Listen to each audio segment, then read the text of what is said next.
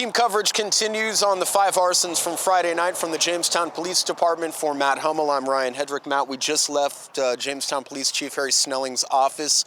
What did we learn this afternoon? Well, for starters, we learned there's over 100 condemned houses throughout the city, and I had no idea that number was that massive. Yeah, we also have learned that Jamestown police are not just looking for one suspect, they may be looking for multiple suspects as they try to solve the rash of crimes. I mean, this by far and away, as a reporter for the last 15 years, to me, is one of the biggest stories I've covered, simply because the number of fires in a short amount of time.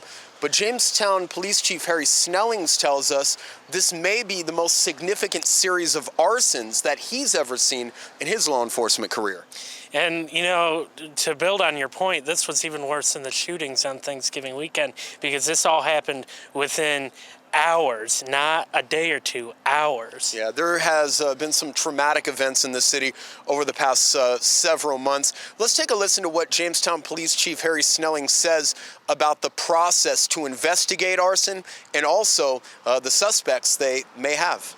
There are a lot more challenges. Obviously, you know, one of the obvious ones is that oftentimes your evidence gets burned up in the scene, and unless someone actually sees someone there, it's difficult to track down suspects because there's very limited forensic evidence. Well, right now we're in the middle of the investigation. We're going through all the tips that we've received. We're you know, again, trying to gather whatever evidence that's out there, to include video, which we have recovered, and you know, interviewing people. Now, everybody wants to know when an arrest or an arrest will be made, and the Jamestown Police Department diligently working on that right now. They have investigators in the field as we speak. Matt, what did Chief Snellings say about a potential timeline? Chief Snellings said it's going to take time, like any investigation.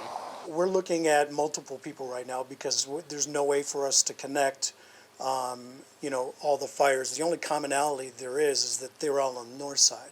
But you know, you go from East 6th Street down to the west side of the west numbered streets, they're in different areas. So out of the realm of possibility they could go from one to another, no. But we have no idea if we're dealing with one or multiple suspects. So for Matt Hummel, I'm Ryan Hedrick, reporting from the Jamestown Police Department on an update on the series of arsons on Friday that plagued our city. I'm Ryan Hedrick, WNY News Now, where coverage comes first.